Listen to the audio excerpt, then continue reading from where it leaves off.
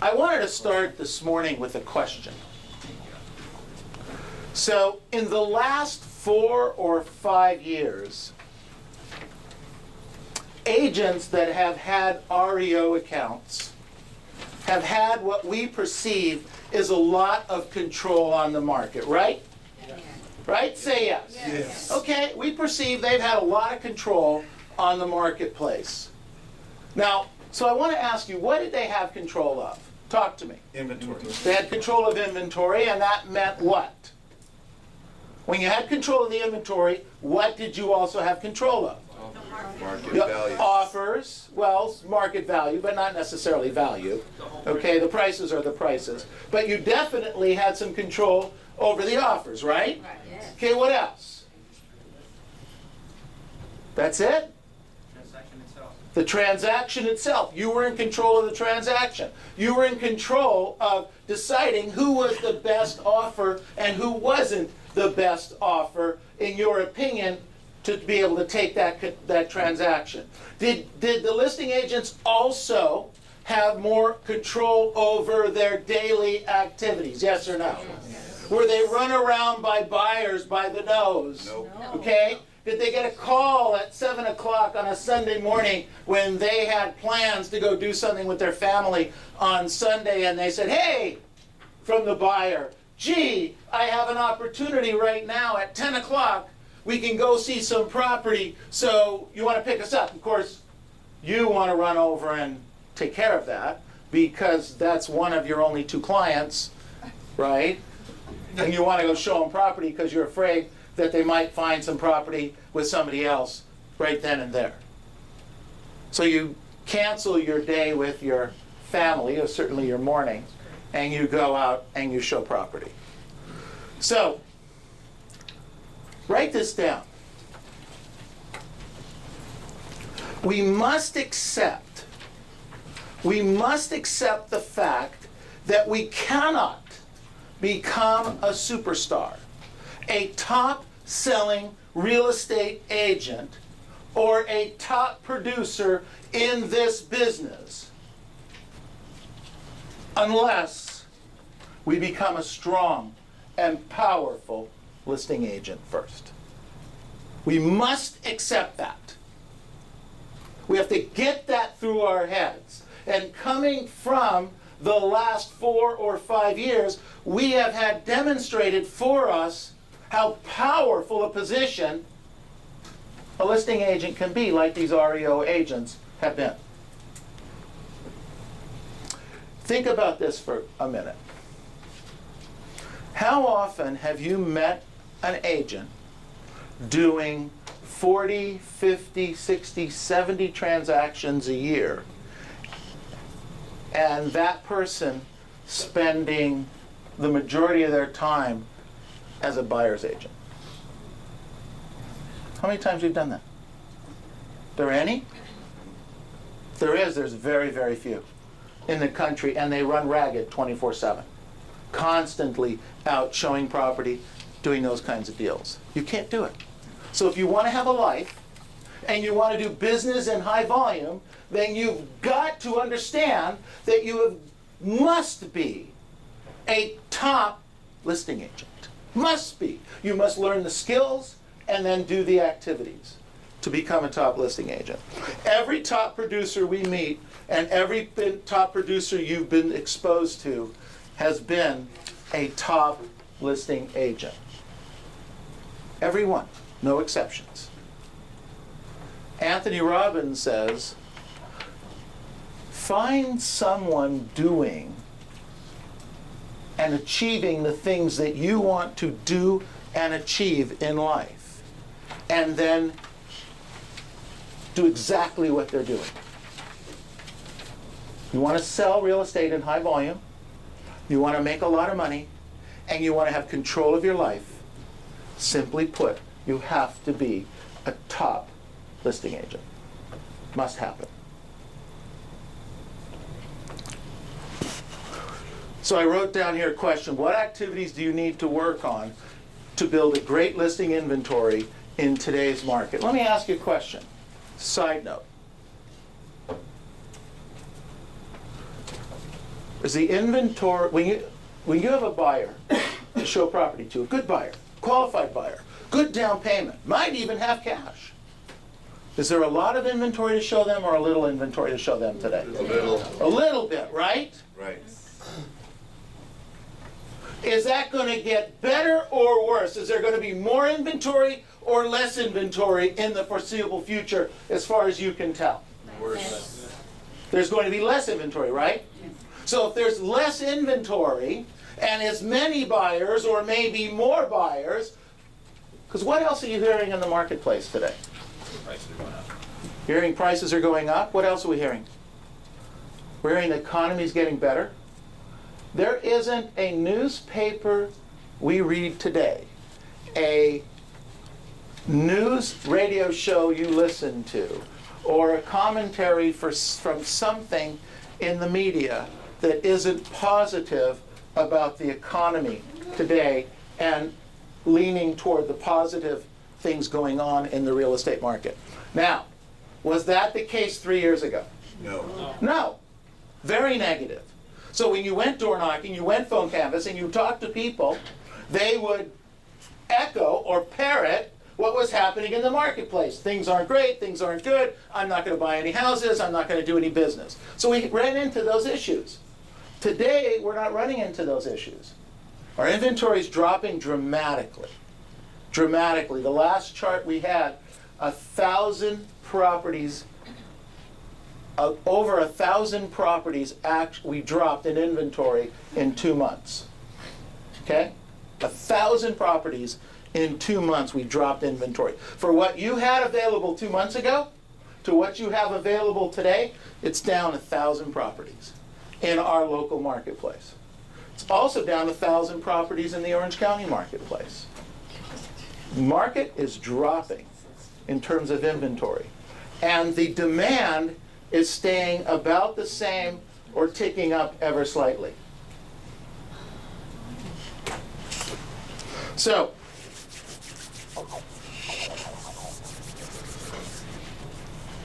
I wrote down here, you cannot become a great listing agent unless you go on a lot of listing appointments. This is kind of the basis of my talk today. It's about going on listing appointments. It's about getting the inventory. It's about becoming a great listing agent and then having the listings to be able to sell. So what I'm talking about here is you cannot become a great listing agent until you have started on the path of being a lousy real estate agent. Now, you're not going to want to write that down, but I think you should write it down. Okay? To become a great agent, I first have to become a lousy agent. Write that down. Okay? This is part of the steps. Before I was a great broker, I was a lousy broker. Before I was a great motivator of people, I was a lousy motivator of people. Hey, true story. When I was working in the train wreck business, many years ago, it's a long story, but it was a business I was in, and I handled the train derailments with a company. I was working as an employee, and we handled the train derailments for 11 railroads in 7 western states. And our job was, when the trains would fall off the track, to go transfer the commodities onto trucks, either send them on to the consignee or back to the shipper, or sell them for the account of the railroad. That was my job. I just came out of the Coast Guard at the time, so it was like 1970 or 1971 or 72, right in that period of time there. And we did this work, and it was very lucrative, very cool. I was an employee, I didn't own the business, but that's where I learned my selling skills and my management skills. Well, let me tell you something. My management skills were so bad, so lousy. We had a crew of 40 guys that we were paying $2 or $3 an hour for, because that was the going rate at the time. And we were out in Malwich, Oregon, transloading these commodities, this plywood, etc. I had 40 guys get ready. They went to my supervisor, and they were ready to walk off the job. That's kind of embarrassing. My boss sent me to go get plastic bags to get me out of the site. It was that bad. I had to go down and buy 500 plastic bags, and he didn't tell me why. He just knew there was a problem. He got me off the site because I was so bad at communicating with people and trying to get people to do things. Completely different than where I am today. I actually can help people get things done. We can work with lots of groups of people. But back then, I was lousy at this.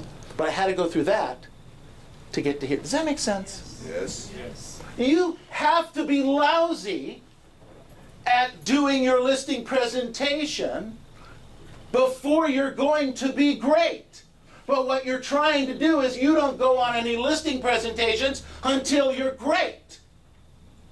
Can't do that. It doesn't work that way. You've got to go on listing presentations. So here's an idea. If you choose that you want to work in this area, why don't you go make listings presentations in El Monte? Nobody knows you over there. Okay? You think I'm kidding? Go do listing presentations not in your marketplace if you're afraid to screw up your marketplace. I get it. I get it. But you cannot become a great listing agent until you become a lousy one. And by the way you'll know you're a lousy one is by doing your presentations, taping them, filming them, practicing them, watching yourself grow, making mistakes. Now, obviously, the more you learn the scripts and dialogues, the more you role play, the more you practice what you're doing, the less mistakes you're going to make on those presentations. I wrote down here, does Kobe make every shot he made? No. No. Does Jordan, big time problem this weekend. Does Jordan make every shot he makes? No. Did Jordan make every shot he made? One of the greatest. Him and Jordan and Kobe get matched up all the time. Two of the greatest in the game. I wrote down here, did Babe Ruth hit every ball out of the ballpark every time he got up to bat? No way. We all make mistakes. We have to get comfortable with making the mistakes. We have to get comfortable with no. What happens is we don't get comfortable with no. We don't get comfortable with making the mistakes. So then therefore we don't do it a lot. Therefore we don't get the practice. So therefore we don't go through the learning curve of not being good to become great. That makes sense? Yes.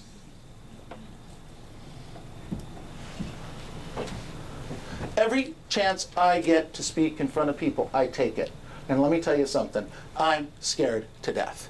Just last week, I talked in front of 1,000 people at a completely different event. There wasn't a real estate agent in the group. I couldn't talk about scripts and couldn't talk about dialogues. I couldn't talk about prospecting. I couldn't talk about anything. What the heck am I going to talk about up there? But I took the opportunity to do it so that I could stretch myself to get better at what's going on. Did a pretty nice job. Went through a lot of pain and aggravation to get there, but the presentation went well. How many times do you step out of the box? How many times do you put yourself in a stressful or painful situation? When you drive by a for sale by owner, how many times do you stop? Have you worn the brakes out on your car stopping for sale by owners yet lately? Probably not. Why? Because you don't know what to say and how to say it. But you know really why?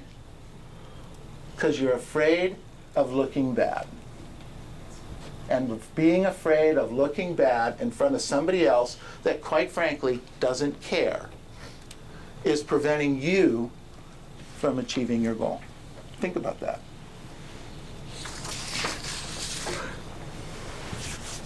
I wrote down here, if you're not out there getting no's, you cannot succeed at a high level. If you're not out getting no's. And some of you aren't getting enough no's. You're just playing it safe. You're standing back. You're holding back. Stop doing that. Especially in this market. Is this market changing, yes or no? Yes. Okay? It's getting a little hotter. It's getting, Mike Ferry got up in front of you 3 weeks now. He alluded to one of the greatest problems each of us will have going forward over the next year. Now, we think it's inventory, and that's part of it. But do you remember what he said was our greatest problem that we're facing? All the agents that are in the business, Stand up and say it. all the agents that left the business are going to be going back. All the real estate agents who left the business who are coming back. Well, let me tell you something. In the last week, we got 4 phone calls. Just like that. Agents who said, I heard it's getting better. I'd like to talk to you about getting into the real estate business again. Well, where have you been? Well, I was at Nordstrom's, or I was wherever I was. Okay? So we're having our own problems and difficulties with that because we're only looking for people who want to really go through the wall, hit it out of the ballpark. So, but there are some out there. But I'm telling you, that's what's coming. We're just a little company, and we're just a few guys that are talking to these people, and we've talked to 4 in a week. Wow. Think about that. So, if you're not that good yet, time's running out. You had better start practicing. You better start working on your skills. You better start drilling constantly and focus on going out and becoming a great listing appointment. I wrote this question down. How many people did you talk to this week? No. Don't raise your hand and don't tell me. But, like on a piece of paper, just write it down. Cover it. All right? How many people did you talk to this week? Second question on there, how many appointments did you go out on? How many appointments did you have face-to-face with a buyer and seller? How many appointments did you go out on? So, I wrote this down. No appointment, no contract. Write that down. No appointments, you can't get a contract. That's the weird thing about our business. If you don't go on an appointment, you can't get a contract signed. No contracts, no money. No contracts, no money. You guys with me here? So, therefore, no appointments, no money. You guys get me? I could go one step further. If you're not prospecting, looking for leads to turn into appointments, you can't make money. This is the weirdest business in the world. It is so clear cut. Very, very simple business. Very simple. No appointments, no money. So, my question again is, how many people did you talk to this week? 8, 10, 12, 15, 20? Write this down. If you're not talking to between 120 and 180 people every single week in this business, you've got a problem. You have a problem. Now, if you're talking to 120 to 180 people a week in this business and you're not creating any leads, we need to work on what you're saying and how you're saying it. If you're talking to people and you're creating leads, then you're not converting those into appointments, maybe you're not following up enough. I don't follow up, Neil, because I don't want to bug people. If they want to do business with me, they'll call me. Agents, let's think about this, that do 30, 40, 50, 70 transactions a year. Do you think they wait for people to call them, or do you think they're calling people? What? Calling. They're calling people. Anthony Robbins says, find out what people are doing that you want to do. Make money, do lots of sales, and follow what they do. Now, You see them driving a nice car, so you say, well, that's it. I'm going to drive the nice car, and then you don't do the other things. And you want to know why it's not working. Because it's not about just driving a nice car or living in a nice neighborhood.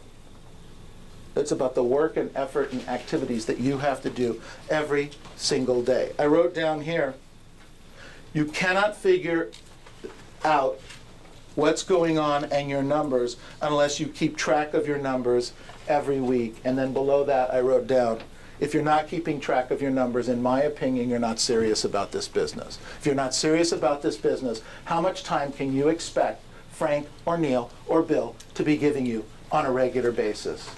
Because we want to give our time to the people who are serious about this business and want to excel and work on going to their next level, whatever that is. You think business was tough before? You think it was a problem before, over the last 4 or 5 years when the market was going down? Let me tell you, you don't know what tough is. I mean, here's why. Because I can compete as a great listing agent, as a great presenter, against another great agent, and I'm going to get my numbers and they're going to get their numbers of listings and sales, because that's what great agents do. Let me tell you what you can't compete with. You can't compete with the niece and the nephew. Do you hear what I just said? Yes. You can't get a listing. If I'm a seller and I'm going to give my listing to my niece or my nephew, and you could be King Kong real estate agent, I'm still going my niece and my nephew, aren't I? You can't beat them. This is a tougher market, and the only way you're going to win, excel, succeed in this market is through talking to more people. And when you do talk to those people, be the best you can be at every single opportunity, bar none. Otherwise, there's going to be a certain percentage of people, the percentage that we were kind of what we call low-hanging fruit. Those are the deals that we were getting that the niece and nephew didn't get. We were kind of getting those because we were just okay, we could get the business. Now, niece, nephew, mom, dad, those other real estate agents are all coming back into business. All those listings are being taken off the table. What activities are you going to do? What work are you going to do? What skills are you going to work on right now to overcome that? Lots of opportunity out there. Big business. Selling houses is fantastic. Let me tell you something. I have no college education. I was born on the wrong side of the tracks, in the wrong neighborhood. My parents, I didn't starve to death, and they didn't put cigarettes out on my arm, thank God, But this is the only business on the planet that would allow me to be able to earn the money that I earn, to be able to help the people that I can help, to raise my family and do the things for my family like we're trying to help you do for your family. That is a somewhat level playing field. If you have a college education or you don't have a college education, it doesn't matter. If you were born in this country or not born in this country, it doesn't matter. If you're a man or a woman, it really doesn't matter. Except that women probably have a little bit of advantage over us guys, so because they're nicer. They have more empathy, okay? They raise families. They get that stuff. So we guys have to overcome that. It's an amazing business, an amazing opportunity. And the media is leaning our way a little bit right now. Take advantage of it.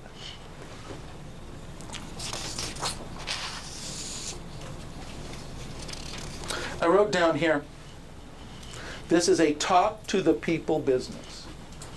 This is a talk to people business. Simple. Talk to the people business. How many people do you talk to each week? Now, I wrote down here, just a simple 5-5-5-5-5-10 program is designed for you to talk to people. 5-5-10 program is designed for you to do two things. Talk to more people and learn the inventory. Talk to the people and learn the inventory. When you learn the inventory, knowledge equals confidence, right? Say yes. If you know what to say and how to say it, and you've seen hundreds, if not thousands of properties, you can have a conversation with people all the time. If you've only seen a half a dozen properties, you don't know what to say and how to say it, and you're afraid of what questions they might ask, it's going to stop you from talking to people. Number two, as I wrote down, if you do the 5-5-10 program, that means you're going to do 100 doors a day. You're going to knock on 100 doors a day. That should be cakewalk for any of you. If you are physically have a problem with it, then we need to build up to it. But you need to be you need to be door knocking 100 doors a day. We know that 28 to 32% of the people are going to be home at any given time, morning, noon, or night. 28 to 32%. So that means if we use that number, we say 30 people you're going to talk to every single work day. And if you do that 5 days a week, 3 times 5 is how much? 150, right? 150 contacts every single week. So if I take 150 contacts and I multiply it times 45 weeks, because no one works 52 weeks anymore, I don't know what happened, but they don't, okay? But if you do 45 weeks, that means you'll talk to 6,750 people. Let me ask you guys a question. If you really did talk to 6,750 people over the next 12 months, and you used our hot market script, hey, just wanted to let you know, 27 homes that actually closed escrow in the city of Walnut last month, and 8 of those actually sold for list price and above. Were you guys aware of that? If you use that script 6,750 times, over the next 12 months, could you list and sell some houses? Yes. Is there anybody here that doesn't think they couldn't list a house or sell a house?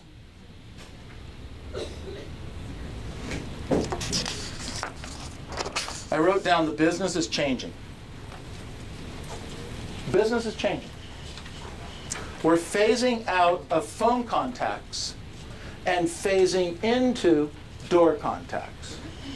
Okay? Not completely one and not completely the other. But here's the reality. Think about this. When your home phone rings, your landline at home rings, those of you that have one, who do you think is calling you most of the time? A salesperson, a telemarketer, right? Say yes. Well, if you think that, what do you think all the millions of people out there also think? They think it's a salesperson. And they're apt to pick up the phone or not pick up the phone? Not pick up the phone. So where am I going to get leads, Neil? That doesn't mean you're not going to get some there. You are. You're going to have to go through more. You're going to get leads at the door. Lots of leads at the doors. Again, 28 to 32%. And at the door, you're going to get email addresses and you're going to get cell phone numbers. And then on blitz days, now those are leads, ladies and gentlemen. Leads. Prospecting is lead generating. Follow-up is appointment setting. Prospecting is lead generating. Follow-up is appointment setting. So when you come back and you are doing the phone blitz with the company, you do that and you work on your follow-up, your past client, and your sphere, and those are the people that you phone call. That makes sense? But you've got to be out on the doors at least 4 days a week now. The business is changing. I wrote down the message for the last few years to the public was negative. We talked about that earlier. The message to the public we're hearing today is more positive. I want you to take advantage of that right now. Today matters. What activities will you do? What changes will you do in your business? How many 5, 5, 10 days will you commit to, and more importantly, do over the next week or two to get the leads, to do the business? There isn't one person here that isn't capable of getting at least one listing a month. Not one. And if you're not getting one listing a month, it's because you're not trying. It's that simple. Okay? It's that simple. Because you're not trying. So you don't get a listing, you got to talk to me at the end of this month. Okay? It's that simple. If you're getting listings, get one more. Get one more. If you normally get 2, get 3. If you normally get 3, get 4. Get one more. But I'm telling you, not one of you should come back in any 30-day period without at least one listing. And I want to ask you a question. If this company took 180 listings in the next 12 months, and each of you had other listings that you could talk to, your friends, your buddies, and say, hey, what do you got, what do you got, what do you got, and you could match those with buyers, what would that do to your business over the next 30 days? It would skyrocket, wouldn't it? Well, right now, we're taking between 90 and 120 listings a month, and it's dropping every month. That's it. I'm done with that. It's not dropping anymore. Okay? You're too good. You're great. You're fabulous. Look how much time, effort, and energy we spend on scripts and dialogues, role play, coaching, analyzing, accountability, helping, for you not to be able to get at least one listing a month or one more listing a month. Now let's go out and make this the best week ever. Thank you.